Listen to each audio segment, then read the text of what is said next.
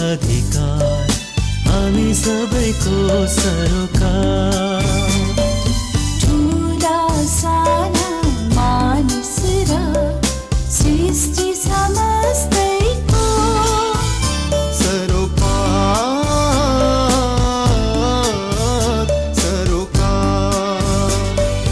बाल अधिकार हामी सबैको सरोकार। नमस्कार, कार्यक्रम बाल सरोकारको आजको अङ्कमा यहाँलाई हार्दिक स्वागत गर्छु।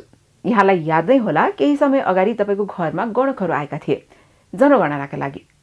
राष्ट्रिय जनगणना 2078को पहिलो चरणको नतिजा अहिले सार्वजनिक भइसकेको छ र नतिजा अनुसार अहिले हाम्रो नेपालमा जन्मदर घट्दो अवस्थामा छ। जन्मदर सँगसँगै मृत्युदर पनि घट्दो अवस्थामा छ। हामी कहाँ यहाँ स्वास्थ्य सेवामा आएको सुधार, मानिसहरूको जीवनशैलीमा आएको सकारात्मक परिवर्तन जस्ता कुराहरूले अहिले मृत्युदर पनि घट्दो अवस्थामा छ। यो बाहेकका अरू थुप्रै अचम्म खालका केही नयाँ खालका नतिजाहरू पनि सार्वजनिक भएका छन्। तर यी सबै नतिजाहरूलाई विषयगत रूपमा तथ्याङ्क विभागले केही समयपछि लगभग दशैंको समयपछि नै फेरि सार्वजनिक गर्दैछ। यसपछि तथ्याङ्कलाई बुझ्न, हेर्न अनि केलाउन अझ बढी सजिलो हुन्छ होला। तर यो सबै बीचमा अहिले नै भने हामीले केन्द्रीय तथ्याङ्क विभागका निर्देशक डुण्डीराज लामीसँग कुराकानी गरेका छौँ। यसपालिको जनगणना अब स्थानीय तहसम्म कसरी पुर्याउन सकिन्छ भन्ने बारेमा, यसपालिको जनगणनाको नतिजालाई सबैले बुझ्ने गरेर, सबैले यसको प्रयोग गर्न सकिने गरेर के गर्न सकिन्छ भन्ने बारेमा छलफल गरेका छौँ। हामी यहाँलाई कार्यक्रममा धेरै स्वागत गर्छौँ निर्देशकज्यू। हस्, धन्यवाद, नमस्कार। यो हामीले अहिले यो जनगणना 2078को नतिजा त पायौँ होइन, एक चरणको भनौँ न। अनि यो नतिजा यसो केलाउँदाखेरि यहाँलाई कस्तो लागेको छ? के कुरा चाहिँ अलिक बढी हामी स्ट्राइकिङ भन्छौँ नि, यो पालिको जनगणनाको त्यस्तो केही स्ट्राइकिङ नतिजा तपाईँले भेटाउनु भएको छ? अहिले 2078को प्रारम्भिक नतिजा आएको छ। अहिले प्रारम्भिक नतिजा भन्नाले यो अन्तिम नतिजा चाहिँ होइन। यो हामीले तत्कालको लागि राज्यलाई नीति निर्माण गर्नको लागि, योजना बनाउनको लागि तत्काल केही अङ्क दिएका छौँ। अहिले जस्तै नेपालको जनसङ्ख्या 2,91,92,480 भनेका छौँ। यस्तै गरेर अरू पनि तथ्याङ्कहरू हामीले दिएका छौँ। अहिले अब केही 5-6 महिनापछि अन्तिम नतिजा सार्वजनिक गर्छौँ। त्यसमा चाहिँ विस्तृत हुन्छ सबै उमेर समूहदेखि बालबालिका, जात जाति, भाषा, धर्म, रोजगारी, अपाङ्गता, सबै क्षेत्रको लैङ्गिक तथा यौनिक अल्पसङ्ख्यक सबैको विवरणहरू चाहिँ हामी 5-6 महिनापछि अन्तिम दिन्छौँ। र अहिले हामीले दिएको जनसङ्ख्या हेर्ने हो भने जनसङ्ख्याको घट्दो क्रम चाहिँ देखिन्छ। अहिले हामीले विगतको 2068 सालको जनगणनामा हेर्ने हो भने 1.35 चाहिँ जनसङ्ख्याको ग्रोथ रेट वृद्धि दर छ भन्थ्यो भने अहिले आएर 0.93% चाहिँ वार्षिक रूपमा वृद्धि दर त्यति अवस्थामा छ। अहिले हामी 1 भन्दा तल गएको छौँ भने चाहिँ अलिकति परिवर्तन चाहिँ जनसङ्ख्याको स्ट्रक्चरमा परिवर्तन हुँदैछ।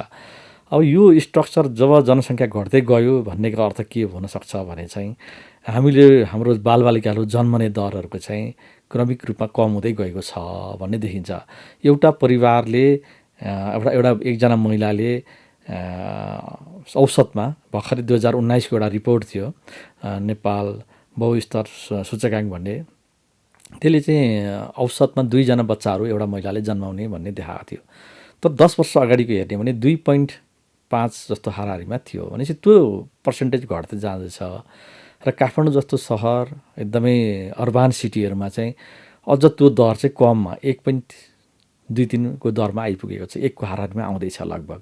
भनेपछि एउटा जनसङ्ख्याको स्ट्रक्चरै परिवर्तन हुँदैछ। जन्मने दरहरू चाहिँ बच्चाको घट्दो अवस्था छ भने अन्य कुराहरू चाहिँ सुधारको अवस्था पनि देखिन्छ। केही अहिले विदेश जाने मानिसहरूको सङ्ख्यामा अलिकति त्यो पनि वृद्धि नै भएको अवस्था छ। र अझ हेर्ने भने चाहिँ पुरुषभन्दा महिलाहरू चाहिँ विदेश जाने अवस्था बढी देखिएको छ। त्यसले पनि गर्दाखेरि चाहिँ हाम्रो सामाजिक संरचनामा चाहिँ परिवर्तन देखिन्छ अहिले।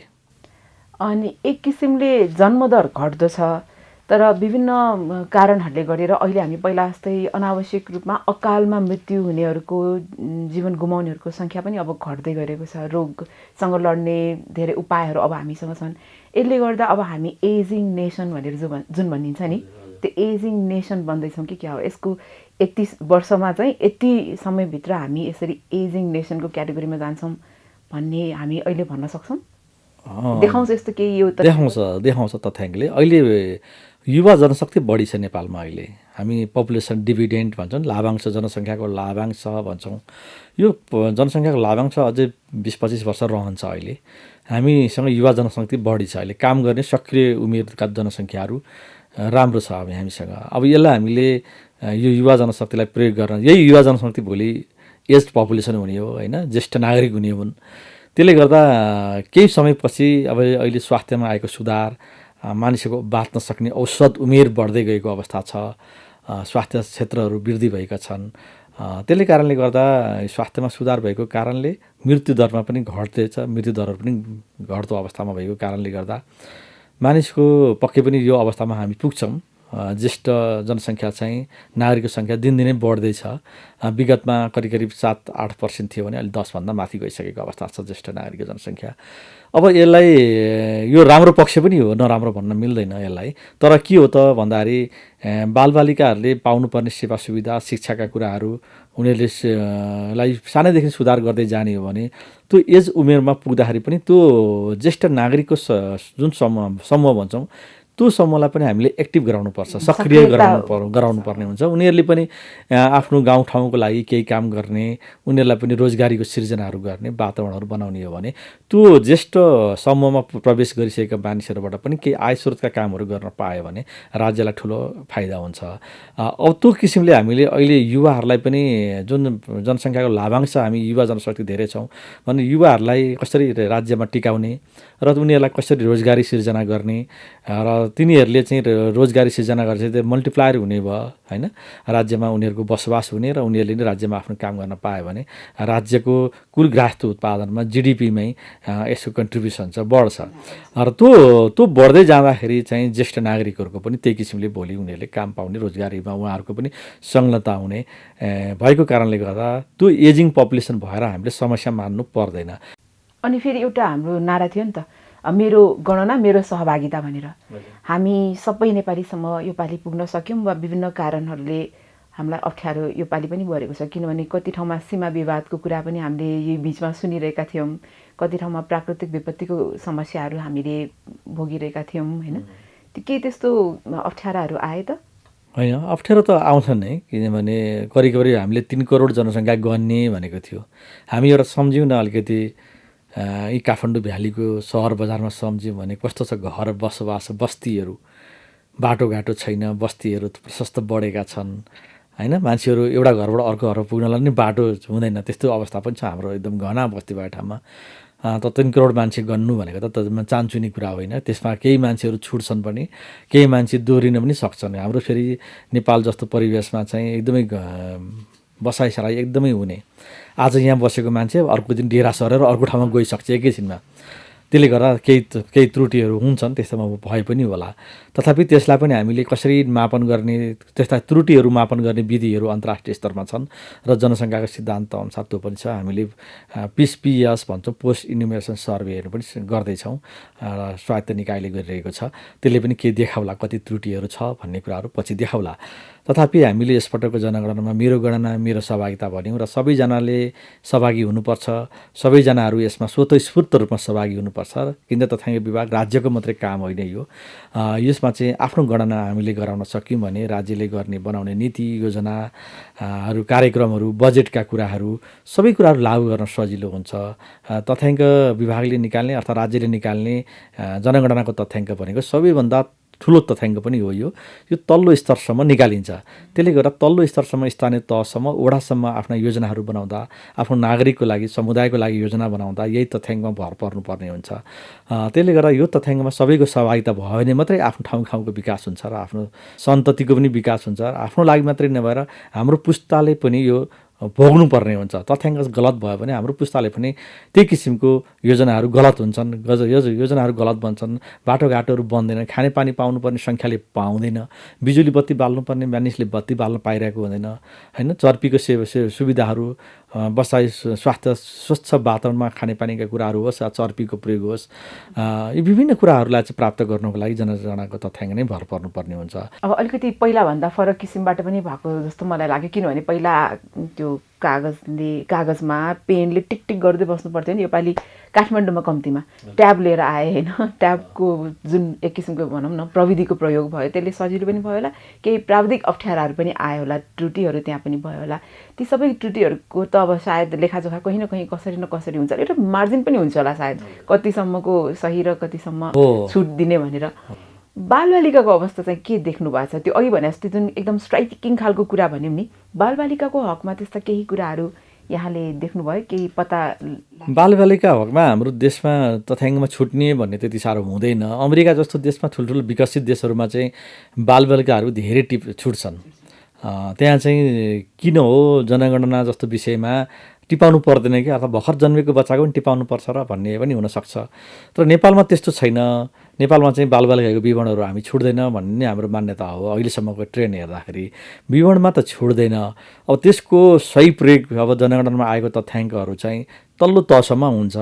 तल्लो तहलाई बुझाउनको लागि बालबालिकाको क्षेत्रमा योजनाहरू नीति बनाउनको लागि के गर्यौँ त? अब तथ्याङ्क विभागले तथ्याङ्क उत्पादन गर्छ, तर तथ्याङ्क विभाग आफै तल्लो गाउँसम्म पुग्न सक्दैन। तथ्याङ्क विभागले उत्पादन गरेको तथ्याङ्क हामी सबैले सरकारका विभिन्न निकायहरू छौँ, सरकारका निकायहरू स्थानीय तहदेखि लिएर विभिन्न कार्यालयहरू होलान् भने एनजिओ आइएनजिओ अर्थात् गैर सरकारी क्षेत्रहरू निजी क्षेत्रले पनि यसलाई चाहिँ तल्लो तहसम्म लाने र यसलाई बुझ्ने बुझाउने कोसिसहरू गर्ने र यसलाई चाहिँ प्रचारलाई चाहिँ अलि व्यापक रूपमा गरेर बालबालिकाको अवस्थाको बारेमा बताउन सक्ने र बुझाउन सक्ने हो भने तल्लो तहदेखि नै जनगणना अर्थात् तथ्याङ्कको महत्त्व चाहिँ सबैले बुझ्ने, किन आवश्यक छ त, बालबालिकाको तथ्याङ्क हामीलाई किन आवश्यक छ भन्ने कुराहरू हामीले बुझाउन आवश्यक छ। र यो क्षेत्रमा चाहिँ अलिकति राज्य अर्थात् अन्य निकायहरू पनि चुकेको अवस्था चाहिँ छ यसमा।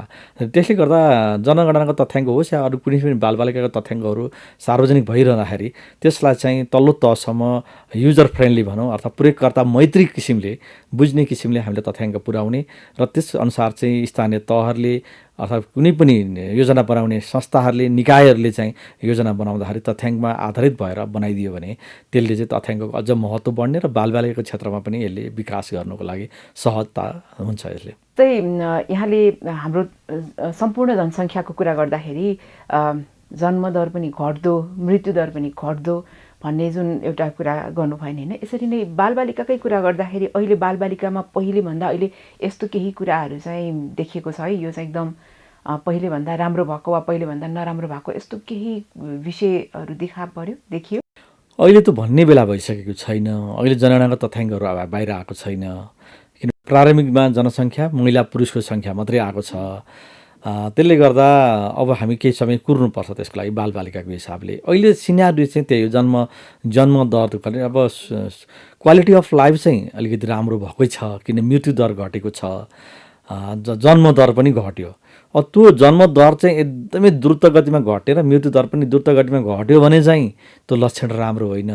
एउटा मध्यम खालको घटाइ चाहिँ हुनुपर्छ र अहिले त्यति अत्तालिनुपर्ने अवस्था चाहिँ होइन। त्यो 0.93 जुन जनसङ्ख्या वृद्धि दर भनेका छौँ हामीले, 1 भन्दा तल आएको छ। 1 भन्दा तल आउनु चाहिँ धेरै नराम्रो चाहिँ होइन। अब त्योभन्दा पनि तल जान्छ भन्ने शङ्का छ हामीलाई, तर त्यो चाहिँ राम्रो होइन। किनभने देश विकासको लागि चाहिने आवश्यक जनशक्ति नै उत्पादन भएन भने देश विकास गर्ने जनशक्ति चाहिँ कहाँबाट ल्याउने, फेरि बाहिरबाट ल्याउनु पर्ने हुन्छ।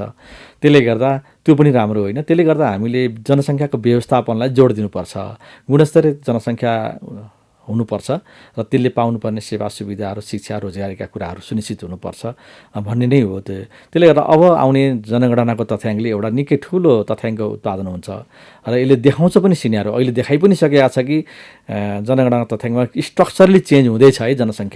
जनसङ्ख्या चेन्ज हुँदैछ, यसले परिवर्तन निकै 10 वर्षको अवधिमा ठुलो परिवर्तन देखाउँछ भन्ने एउटा देखाइसकेको छ र यसले बालबालिका क्षेत्रमा पनि जनसङ्ख्याको स्ट्रक्चर संरचना चाहिँ परिवर्तन हुनसक्छ।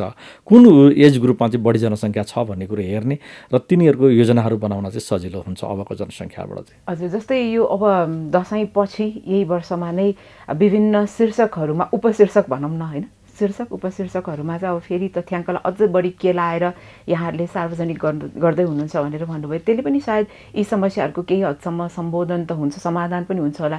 तर अझै पनि एउटा जिज्ञासा भनौँ न होइन, यति धेरै मानिसको समय लागेको, लगानी खर्चेको, यति धेरै देशभरिका जनताहरूको सहभागिता रहेको यो जुन हामीले गणना गर्छौँ त्यसको तथ्याङ्कको अब एक चरणमा त विकास निर्माणको काममा यो सबै तथ्याङ्कको प्रयोग त हुन्छ नै, विभिन्न कार्यक्रमहरू तय गर्दाखेरि हामी तथ्याङ्क हेर्छौँ नै, तर त्यो बाहेक पनि जस्तो हुन्छ नि यो एकदम यहाँसम्मको यस्तो प्रयोग हुन सकिन्छ, हामीले गर्नु पाएका छैनौँ वा यहाँसम्म प्रयोग हुन सक्ने अप्टिमम यसको प्रयोग हामीले गऱ्यौँ कि गरेनौँ भन्ने त्यस्तो केही लेखाजोखा पनि गरिन्छ कि गरिँदैन तथ्याङ्क विभाग? हुन्छ, होइन, लेखाजोखा विभिन्न तहबाट हुन्छ। लेखाजोखा तथ्याङ्कको प्रयोगको लेखाजोखा किन तथ्याङ्क विभागले त आफ्नो तथ्याङ्कहरू उत्पादन गर्छ।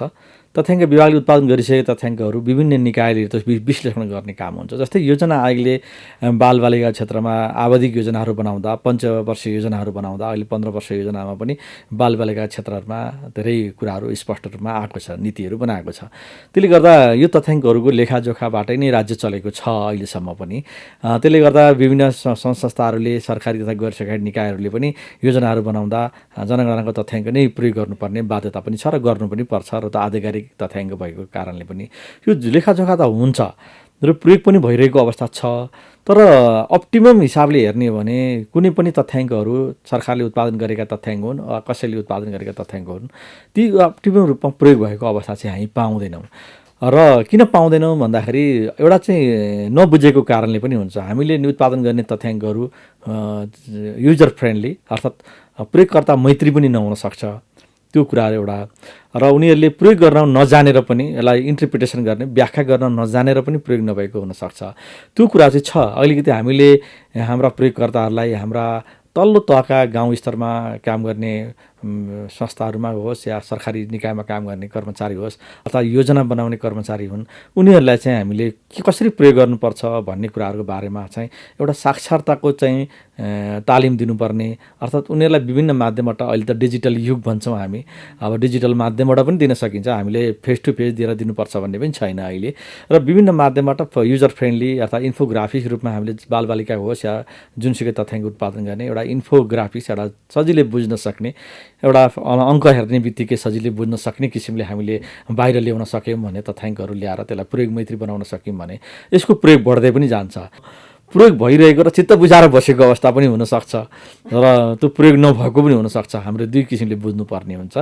यो दुइटै किसिम छ। अब हामीले चाहिँ उत्पादन गरेको तथ्याङ्क केन्द्रीय तथ्याङ्क विभागले चाहिँ सम्पूर्ण काम गर्न सक्दैन, उत्पादन चाहिँ गरिदिन्छ र प्रयोगकर्ताहरूले आफैले प्रयोग गर्नुपर्ने अवस्था हुन्छ तथ्याङ्क विभागका उत्पादनहरू।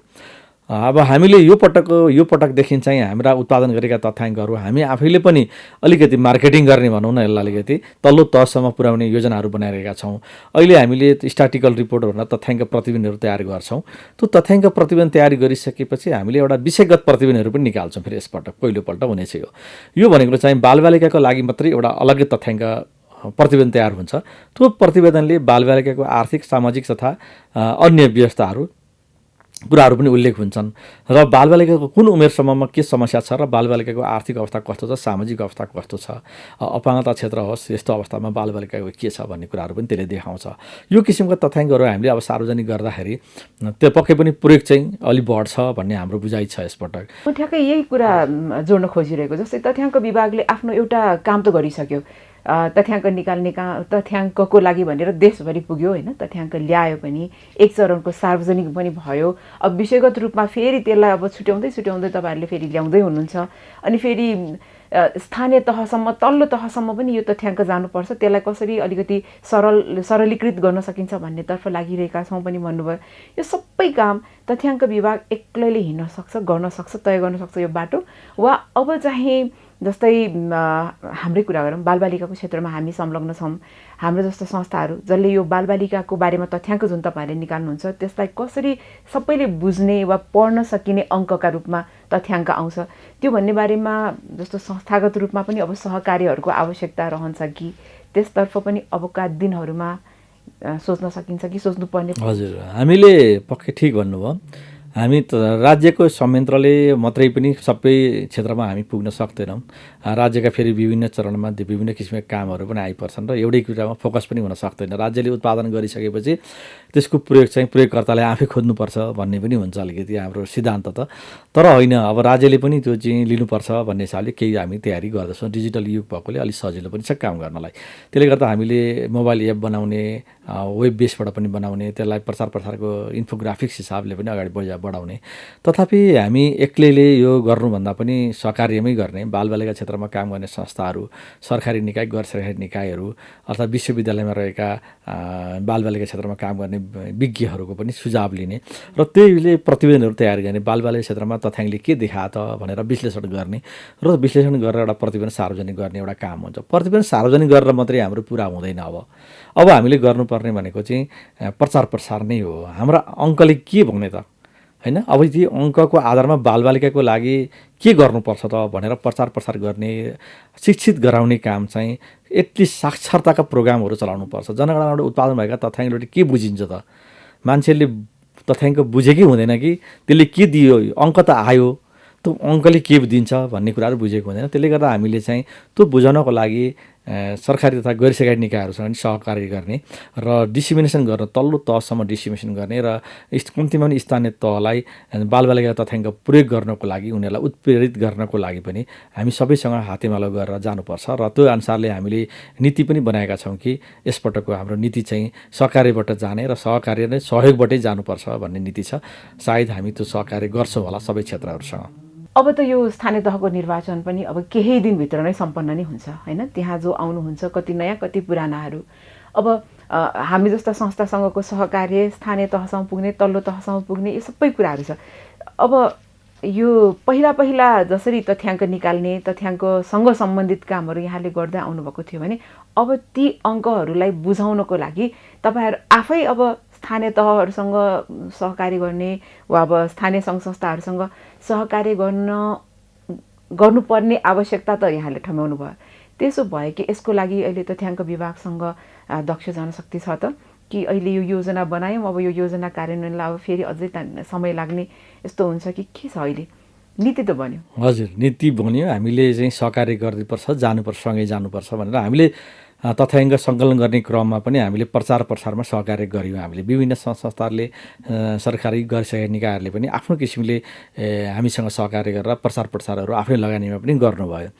त्यसले गर्दा हामीले यसपटक त्यही भएर सहकार्य गर्ने भनेको छौँ। अब सहकार्य गरिसकेपछि चाहिँ के हुन्छ भने संयुक्त रूपमा जाने हुन्छन्, संस्थाको तर्फबाट पनि होला, हाम्रो तथ्याङ्क विभागको प्रतिनिधि पनि हुनसक्छ र संयुक्त रूपमा हामीले डकुमेन्ट तयार गर्छौँ। त्यो डकुमेन्ट अनुसार चाहिँ हामीले संस्थाहरूको मार्फत पनि हामीले तल्लो तहसम्म जाने, त्यसलाई छलफल गराउने, जे तयार गर्छौँ हामी संयुक्त रूपमा तयार गर्नुपर्छ भन्ने हो हाम्रो। हामीले तयार गर्ने, अर्कोले लिएर जाने भन्ने होइन।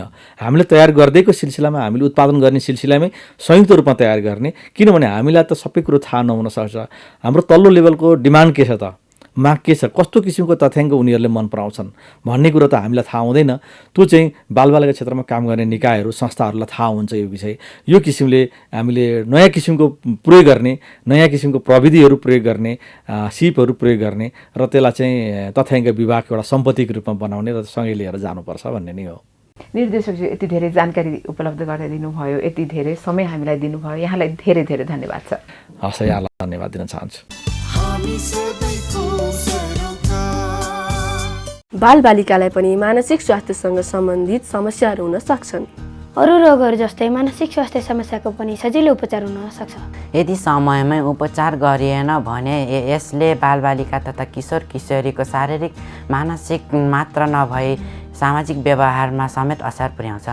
यसैले बालबालिका विद्यालय जान नमानेमा, धेरै चकचक गरेमा, उमेर अनुसार मानसिक विकास नभएमा, धेरै रिसाउने र झगडा गर्ने गरेमा, दैनिक कामहरूमा ध्यान नदिएमा, डराउने, आत्तिनी र बेहोस हुने भएमा तुरुन्तै मानसिक स्वास्थ्य परामर्शदाता वा बाल मनोचिकित्सकसँग सम्पर्क गर्नुहोस्। कान्ति बाल अस्पतालको बालबालिका तथा किशोर किशोरी मनोरोग विभागको पैसा नलाग्ने फोन 166001 1066 वा बाल हेल्पलाइनको 1098 मा सम्पर्क गर्नुहोस्। बालबालिकाको मानसिक स्वास्थ्यप्रति सचेत रहौँ।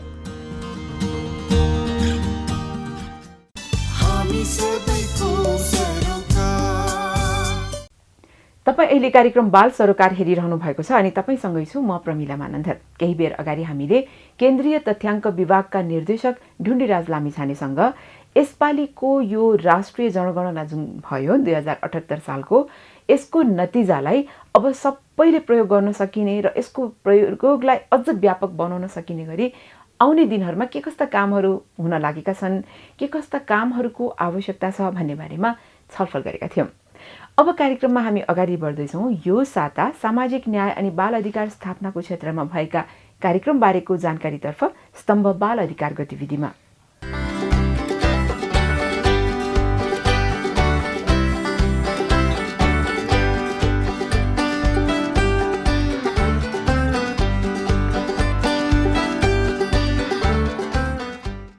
मुलुकभर राजनैतिक गतिविधिमा बाल बालिकाको प्रयोग भएका घटनाहरू अगाडि आइरहेको बेला बाँके र बर्दियामा भने स्थानीय निर्वाचनसँग सम्बन्धित कुनै पनि गतिविधिमा बाल बालिकाको प्रयोग नगर्ने विषयमा दलहरूले प्रतिबद्धता जनाएका छन्।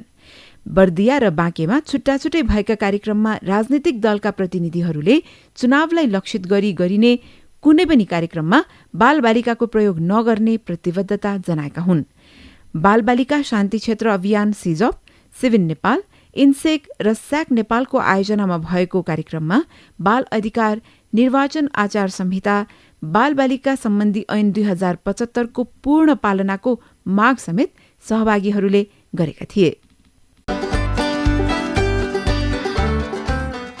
सिन्धुपाल्चोकको विकट जुगल गाउँपालिकाको सेलाङमा विद्यार्थीहरूमा भएको रूपान्तरित विकृतिलाई सम्बोधन गर्न सिभिन नेपालको नेतृत्वमा मानसिक स्वास्थ्य विशेषज्ञको टोली त्यसतर्फ गएको छ। गएको असार महिनामा विद्यार्थीमा फाटाफुट्टो रूपमा देखिन थालेको रूपान्तरित विकृतिले पछिल्लो समयमा झन धेरै बाल बालिकामा समस्या पार्न थालेपछि 2 चिकित्सा मनोविद सहितको टोली सेलाङ गएको हो। विद्यालयका विद्यार्थीहरू छिनछिनमा बेहोस हुने, आफूले आफैलाई चिथोर्ने, कपाल लुच्ने, रुने, कराउने गर्न थालेपछि स्थानीय विद्यालयका प्रधानाध्यापकले बाल हेल्पलाइन 1098 मा सम्पर्क गरेका थिए। त्यस लगत्तै टोली सेलाङ पुगेको हो। टोलीले त्यहाँ प्रभावित बालबालिका, विद्यालयका अरू बालबालिका, शिक्षक, अभिभावकको समूह लगायतलाई छुट्टा छुट्टै परामर्श र जानकारी दिएको थियो। सिन्धुपाल्चोककै चौतारामा पनि यही टोलीले बालबालिकामा हुने मानसिक स्वास्थ्य समस्या समाधान र सम्बोधनका बारेमा समुदायलाई परामर्श र जानकारी दिएको थियो। 10 जोड 2 तहमा अध्ययनरत विद्यार्थी, समुदायका ज्येष्ठ सदस्यहरू लगायतलाई मानसिक स्वास्थ्य समस्या के हो, यसको समाधान गर्न व्यक्ति, परिवार र समुदायको भूमिका कस्तो हुन्छ भन्ने बारेमा जानकारी गराइएको टोलीमा सम्मिलित सिभिन नेपालका कार्यक्रम अधिकृत विमला तिवारीले जानकारी गराउनु भएको छ।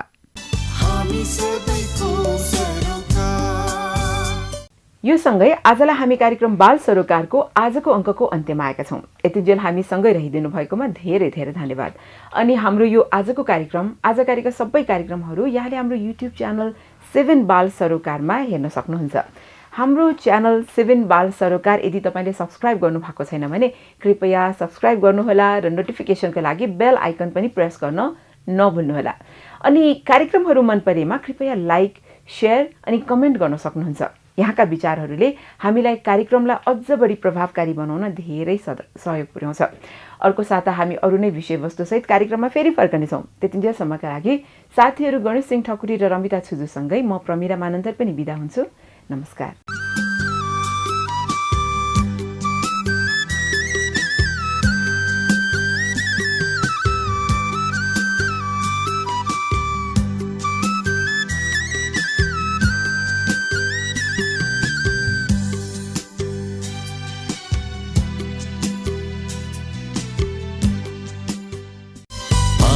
अधिकार हामी सबैको सरोकार।